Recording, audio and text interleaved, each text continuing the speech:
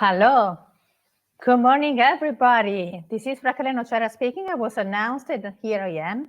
And we are ready for a deep dive into the policy session of the annual conference of the Clean Energy Transition Partnership 2024. So welcome, everybody. I will try to drive you through this important policy of the EU as it was in the prequel that you see recorded. It is both an industrial, it is an industrial policy that will have an impressive impact in the clean energy sector. But I will not be alone. Along with me, there are very important guests that will help us understand what is the Net Zero Industry Act and how it will impact our projects and the development of clean energy technologies in the very near future. Along with me, there are Daniel Gerber, Policy Officer at DG GROW and team leader of the Net Zero Industry Act negotiation in DG GROW, of course. Welcome, Daniel. Hi, good morning, Rachele. Nice to see you and great to be with all of you this morning. Wonderful.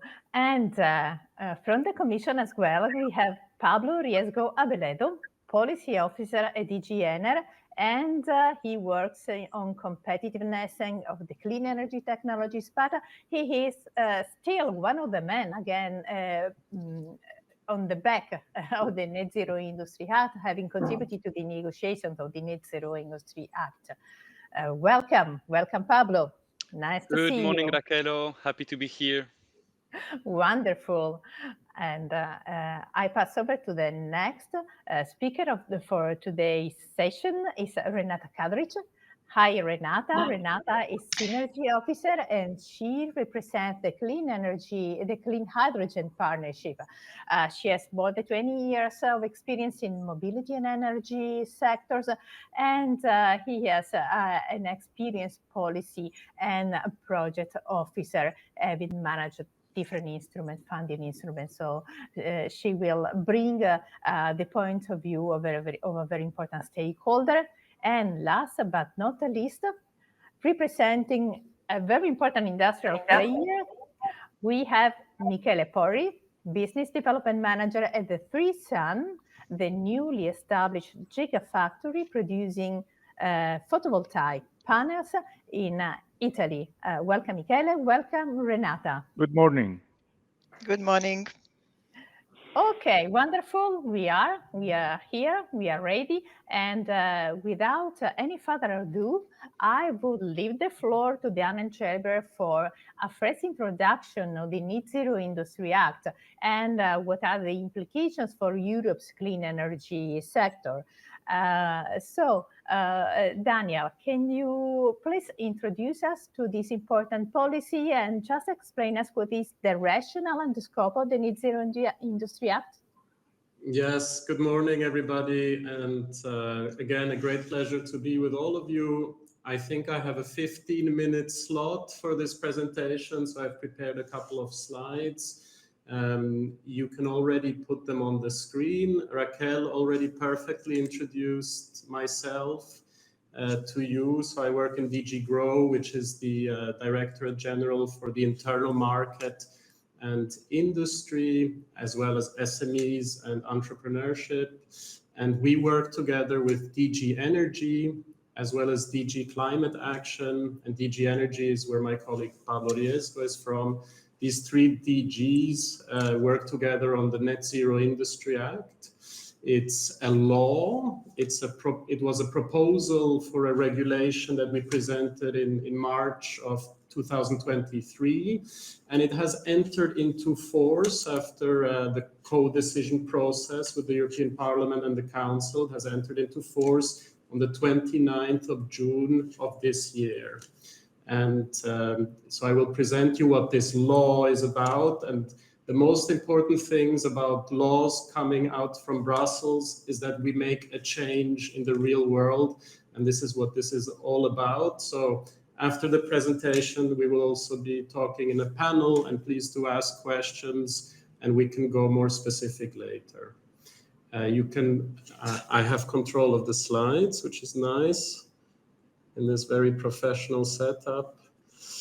As you know, the European Union is often challenged by crises, and a very recent crisis, in fact, two crises that we went through are one, the pandemic, the COVID-19 pandemic, and secondly, the invasion of Russia into Ukraine. The COVID pandemic showed that supply chains for critical goods, critical technologies are very susceptible to exterior factors. During the COVID pandemic, transport prices went up, logistics became much more complicated, and the import of solar panels, for instance, from China into the EU fell by about 60%. And this can have dramatic consequences to the deployment of renewable energy technologies. In addition, Russia's invasion into Ukraine meant that we had to stop with the gas supply from Russia into the EU and diversify our energy imports. This is where the Net Zero Industry Act comes in.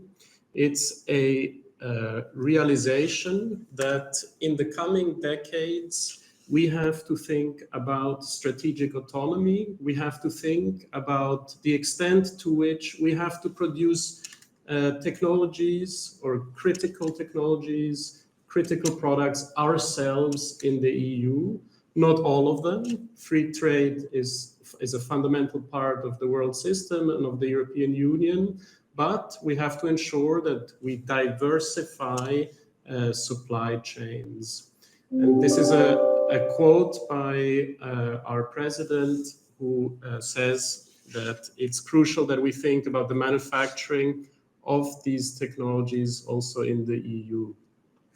The rationale behind the Net Zero Industry Act is very clear. On one hand, we have very strong dependencies, not only for clean energy technologies, final products, but for all the different components that make up such products. This chart with the colors, you can see different technologies, solar, wind, heat pumps, electrolyzers, batteries for electric cars.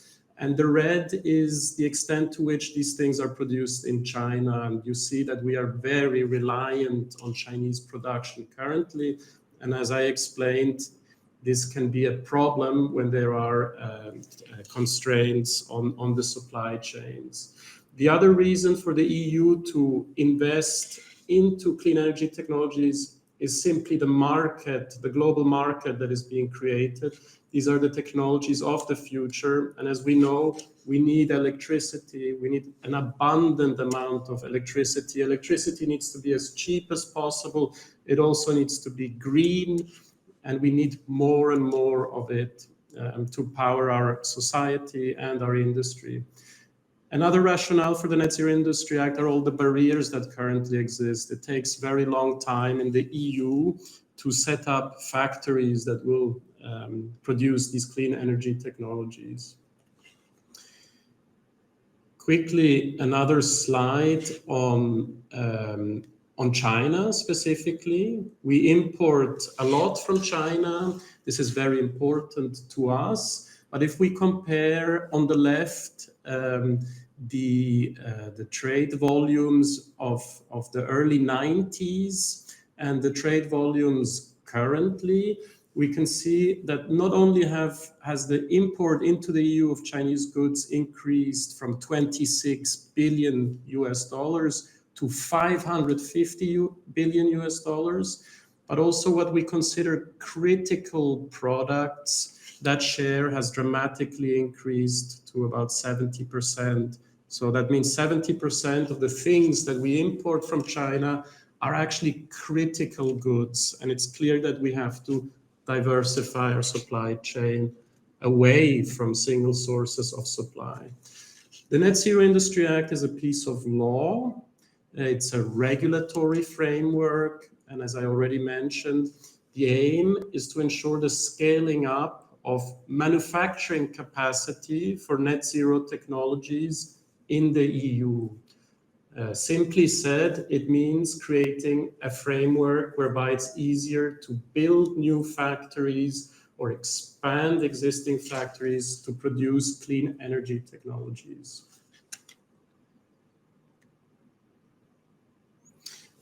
In a nutshell, the Net Zero Industry Act contains 4 different sets of measures. The first set of measures are aimed at projects to support future factories. The second is about creating a market. I will go into detail into these later.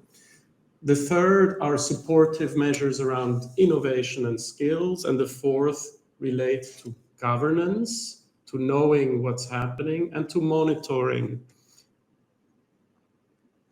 What is covered in terms of projects in the Net Zero Industry Act? As I mentioned, these mainly we cover projects, so not factories that are currently producing, but factories that will be built, factories that will be expanded, and it's manufacturing facilities.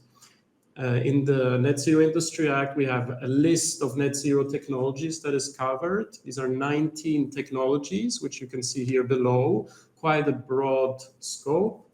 And it's not only for the final products, but it's for each of the components that make up such a final product. Here's the example of the solar value chain, where you can see the solar panel on the right-hand side. It can be considered the final product.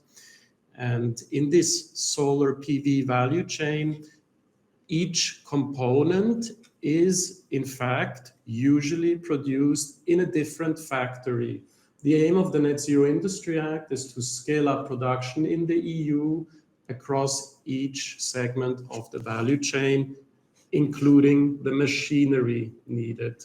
The reason for this is that it does not make sense to have production in the EU for most of the components, but to remain entirely dependent for one, because then we have not reached our goals. This here is an example of 4 key technologies: solar, wind, heat pumps, and electric batteries. What it shows is that for the different components, these are really European value chains, as you can see. They are spread across different member states, differently for different technologies. What you immediately see is that the wind value chains are in countries with coastal areas, because of course offshore wind is one of those key technologies as well. Now, what is in the Net Zero Industry Act? The Net Zero Industry Act has 5 pillars. These are about permitting, strategic projects, access to markets, skills and innovation, and governance. The first one, the permitting chapter, is very important. Permitting is something that is very complicated in the European Union. It can take many years to get all the permits to build a new factory. This is inherent in our system. Democratic systems have to respect rules, have to respect local actors, and so it can be very procedural. And the way we try to increase investment certainty in clean energy technology supply chains is via the Net Zero Industry Act, by having mandatory, legally binding provisions. Member states, that is EU countries, have to designate single points of contact. There is going to be a single point of contact in each member state, and a project goes to the single point of contact, and via it will be guided through the entire permit granting process. What is unique and quite powerful is that there is legally binding time limits to all of this, meaning that the permitting for such projects has to be carried out within given time limits, like 12 months or 18 months. In addition, there is a concept of net zero acceleration valleys, whereby the regulation gives a framework for regions to set up industrial clusters. And we can go into this in more detail later. There is a concept or a chapter on strategic projects. These are projects that for various reasons are even more important because of the gap they fill in the supply chain, the magnitude of the manufacturing capacity. And these projects can apply via member states to get a strategic project status.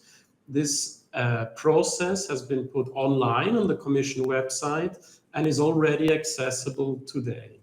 Strategic projects will have priority status at national level and will also be advised on their financing via the Net Zero Europe platform. Another key chapter in the Net Zero Industry Act, as I mentioned at the beginning, is about creating a market.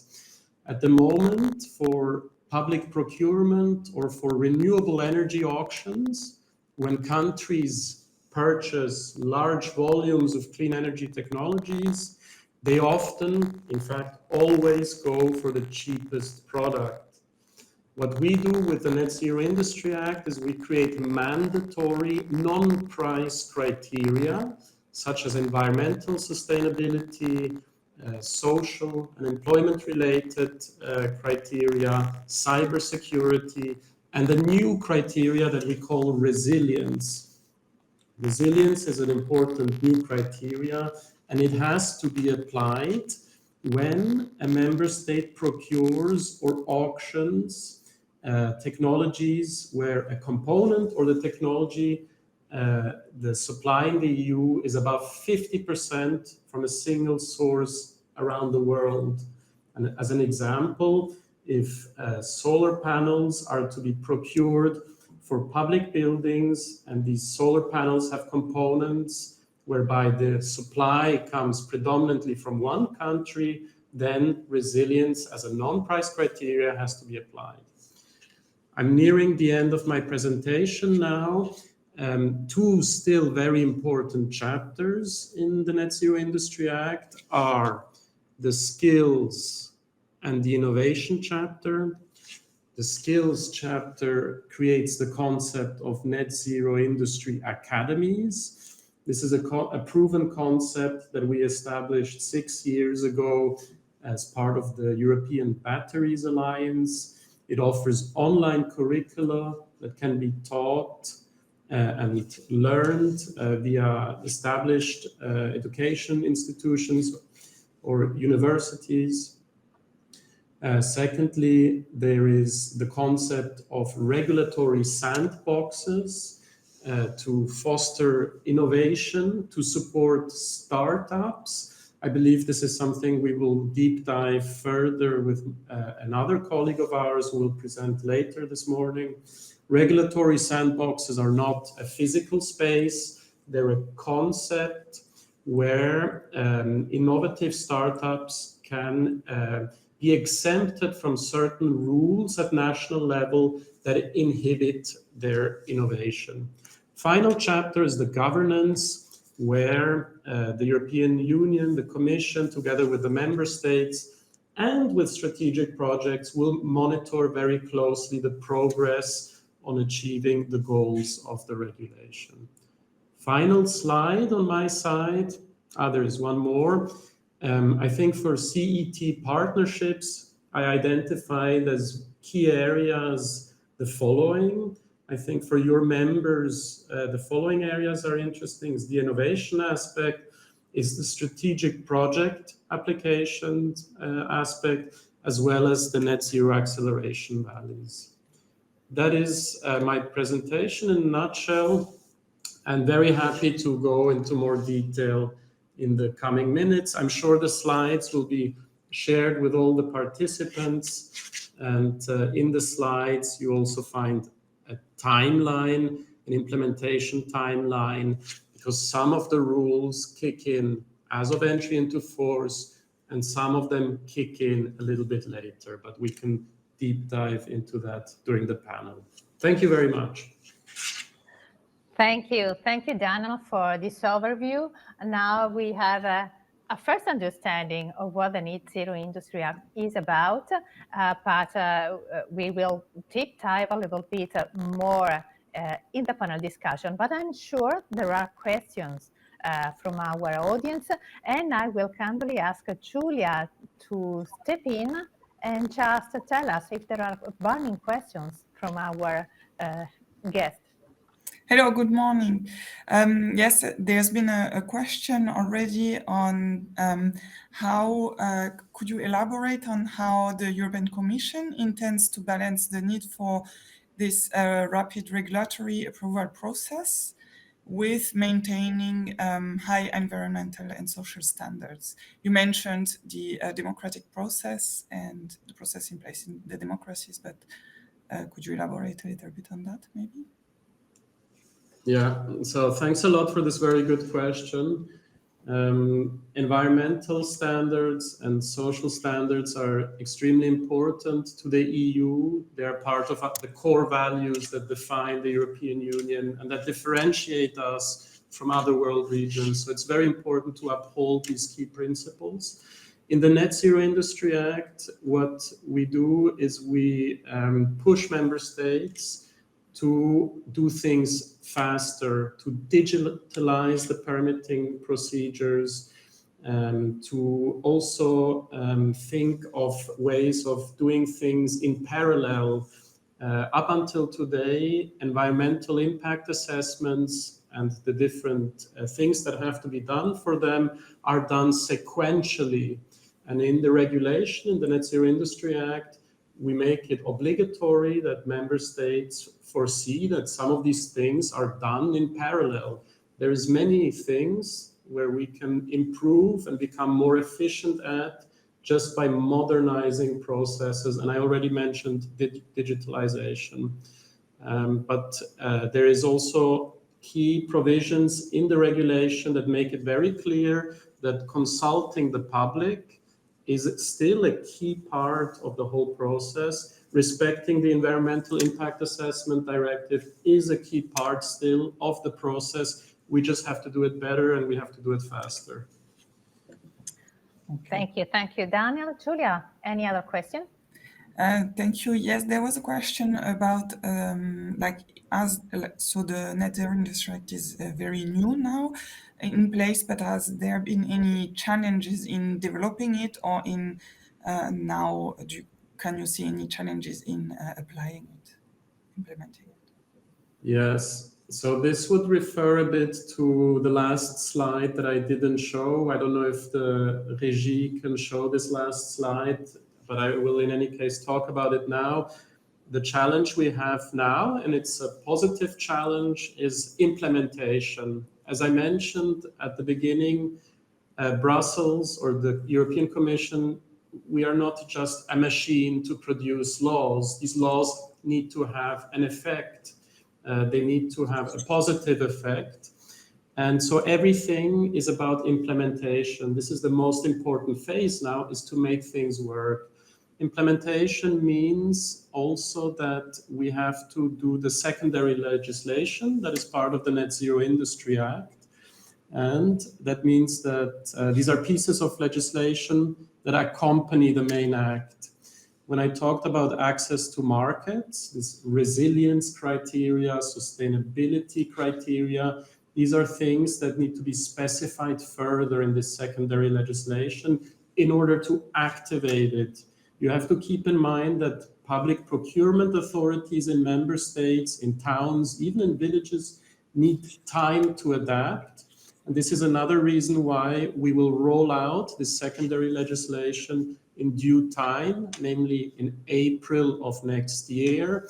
And this is a key piece of work, a key challenge, is how to complete the legal framework with this secondary legislation. For those that are interested, there will be public consultations in November and December, where all stakeholders are invited to comment on also on the resilience criteria and on how we will implement the Net Zero Industry Act. Oh, wonderful. I believe we have 1 minute more in case for this first round of question and answer, but we are going to have a second round after the panel discussion. So Julia, one last question, if any. There is no other question at the moment, so I will, but I invite everyone to continue asking them in the chat for the next one. Perfect.